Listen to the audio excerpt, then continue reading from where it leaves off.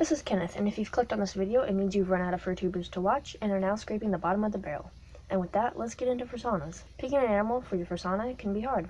Should you pick your favorite animal? Or maybe an animal you relate to? Well, I asked around and found most people picked an animal they related to.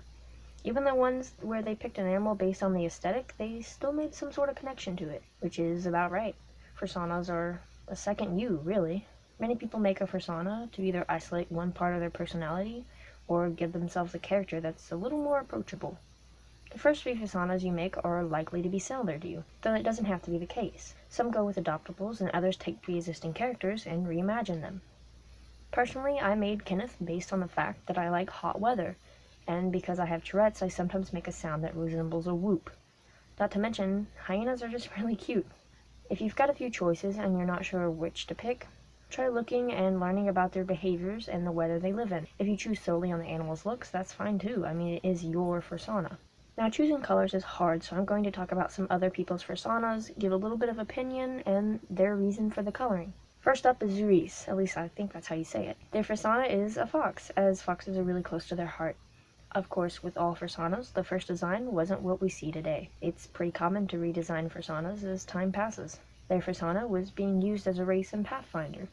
His name is Buffo, and as you can see, the colors and markings are close to actual red foxes. He's actually one of my favorites since I've talked to the person. The design is simple but holds personality. And it brought up something I hadn't thought about, which is taking characters from D&D or Pathfinder and using them as Fursonas. Though, with my Cobalt, it's more of a scaly, which will be in another video later. On this video, I just really focus more on the fluffy side of Fursonas. The next design is by Mini Minds of Vienna, and they chose a snow leopard. They played around with animals that they both liked and fit them. The colors are a little mix of what they liked and what fit their personality. I'm pretty sure every snow leopard I've come across has been adorable. They suggest to take as much time as you need and don't be afraid to change something if it doesn't fit you. Kocho Arts took a few years to get a design they liked, going through multiple species and appearances. Their Fursona personality is just like them. Again, I'm kind of in love with this simple yet has a lot of personality. Finsterhund, at least I think that's how you say it, is next, and boy, I gotta tell you, we're veering off the path here. They've done something even I have a little trouble doing. Their favorite breed of dog is a Doberman, and they used Andy from Heart of Darkness, which is a 1998 video game. Using Andy's red hair and freckles, they incorporated it into the design.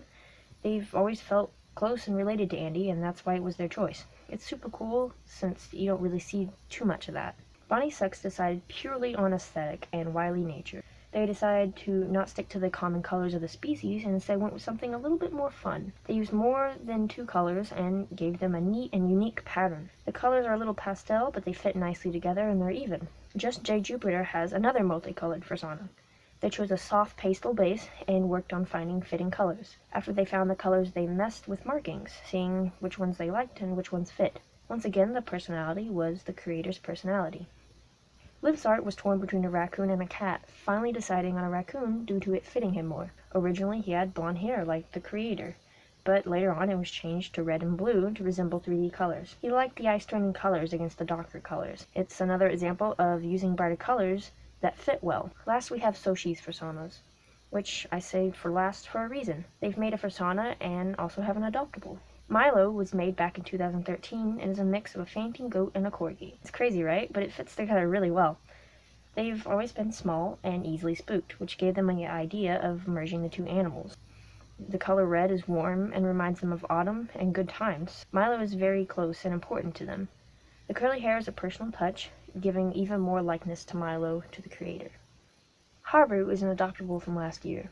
They got him around the time of an injury which had them bedridden and watching a lot of Studio Ghibli movies to pass the time. After Spirited Away, they found Haru on a Facebook page and fell in love.